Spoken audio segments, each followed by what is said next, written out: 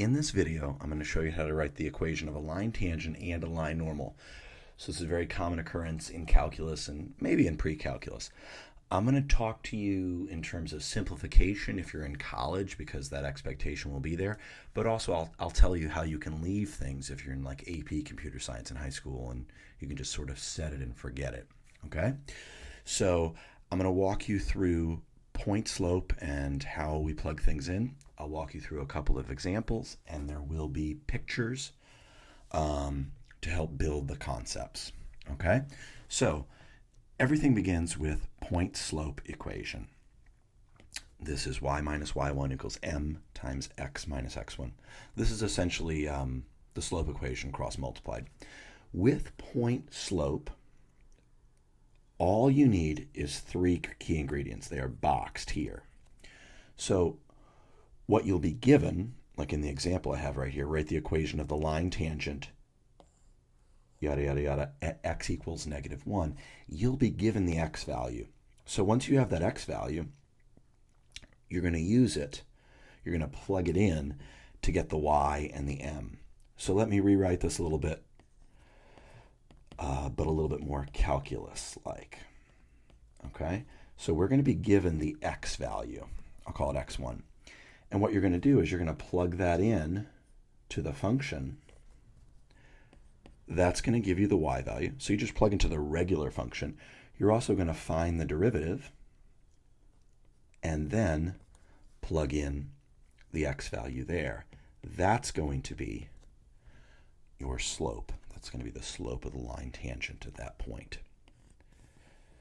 So this is the key structure. You'll be given x, and you can plug in to get y, and you can plug into the derivative to get m. Now, if you're in AP Calculus, you just leave it right there. That's the equation of your line tangent. In college, the expectation will be that you fully simplify, and so you'll turn this into essentially good old y equals mx plus b. Okay, so I will go through the simplification. It may interest you, or it may be necessary for the course that you're in. Okay, so we have the general structure. We see write the equation of the line tangent, so we access point slope in our brains. And we're just going to fill in the pieces. Right away,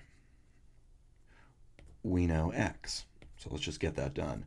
We know x is -1. Minus a negative turns to a plus. That's going to happen very often.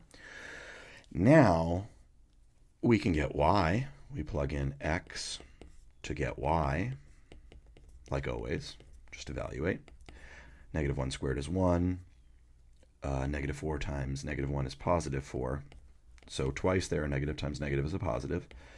So now we have the y value. We'll plug that in for y. So we were given x first, found y.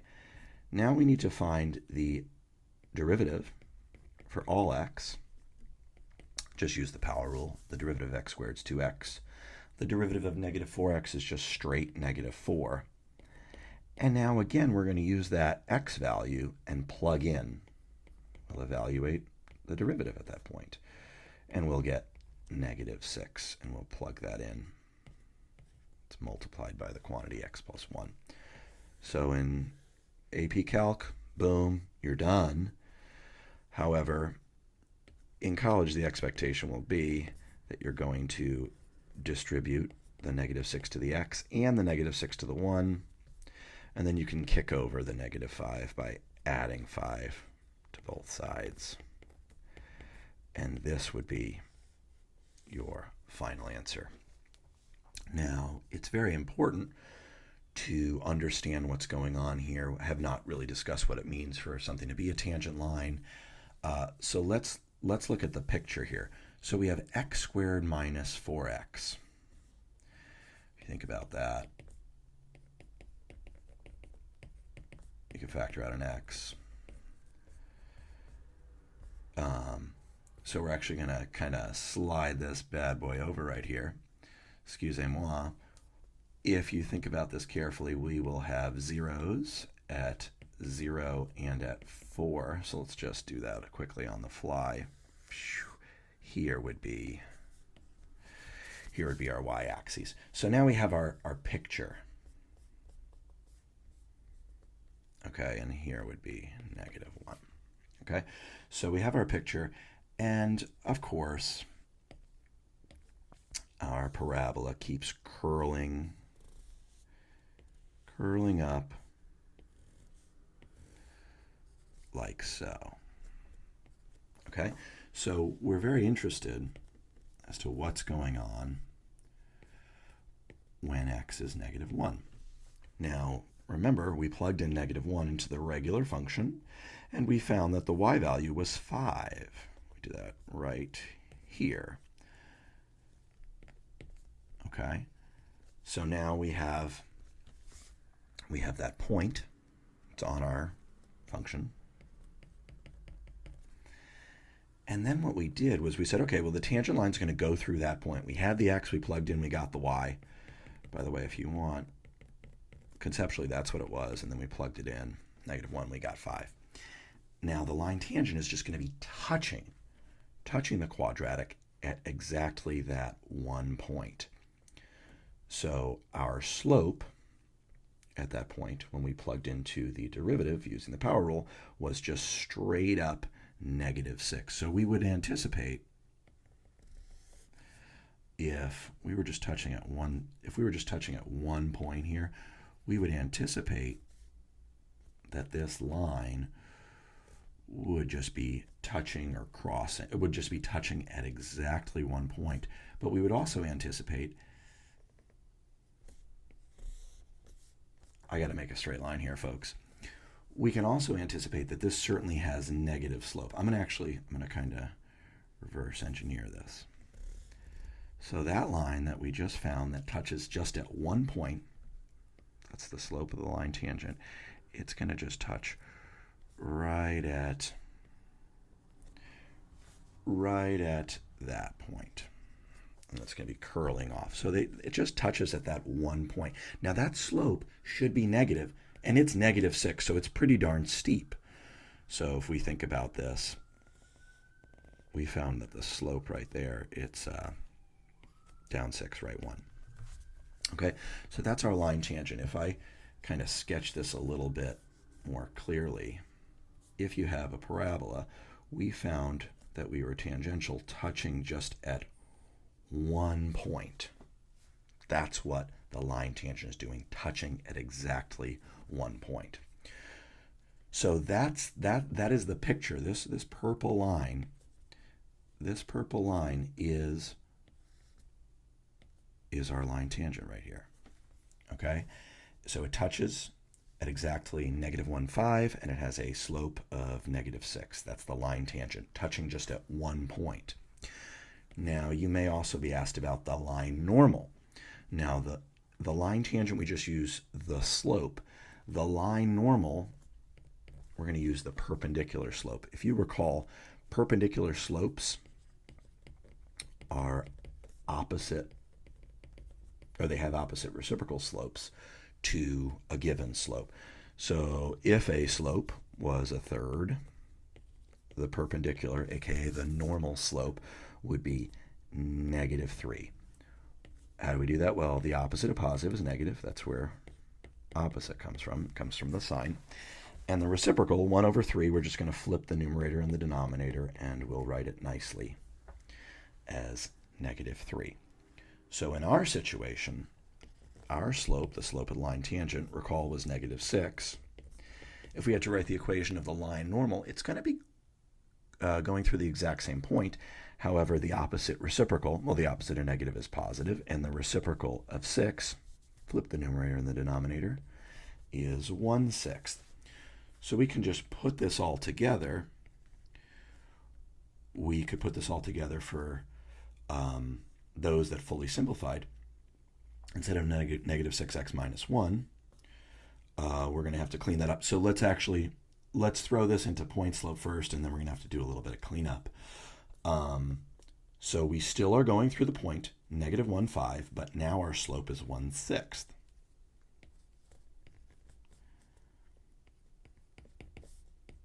We're going through -1,5. Notice how the You see plus 1, you know that x is going through negative 1. You see negative 5, you know that y is going through positive 5. And now our slope is a sixth. So that would be the equation of the line normal acceptable in AP Calc. But college professors would want you to kick over the 5, distribute the sixth, and show us how awesome you are at fractions. 5 and a sixth. That's the artist formerly known as 31 sixths. So that's our line normal. Now our line normal, I'll draw it in white here. I just drew a slope of up 1, right 6. That is the opposite reciprocal of negative 6, down 6, right 1. And there is our line normal. So in white, it's really important to have this picture. This is the line normal. It's perpendicular to the line tangent. And in purple, we have our line tangent. And of course, it even just looks at when you eyeball this, the line normal is perpendicular. It looks like it's perfectly forming a right angle between the line tangent and the line normal. Very cool. Okay, so here we have another question. We need to find the line tangent. We have to write the equation. So immediately I'm in that point slope mindset. You have to have this memorized no matter what calculus course you're in. Oh, and they want the line normal. Sure, we'll do both. Now we're going through x equals 2. So we're going to plug in 2 into the function, and we're going to find the derivative, and then we'll plug in 2 there. So if we plug in 2 into the function, we'll have 17. And if we plug in 2 into the derivative, let's find the derivative. Power rule, the 2 hops in front, times 5 is 10. X is just to the first. And then we'll plug in a 2 there as well. And that is our slope. So again, when we plug into the derivative, we get the slope of the line tangent. When we plug into the regular function, we get the y value of the point. Both of them, we had to use that crucial point of x. We plugged in 2 into the function. We got f of x. We plugged in 2 into the derivative. We got f prime of x evaluated at that point. Okay, so that is our line tangent in calculus. If you distribute the 20 and add over 17, you'll have 20x minus 40 plus 17. You have minus 40 plus 17. We can clean that up quickly. That'll be minus 23.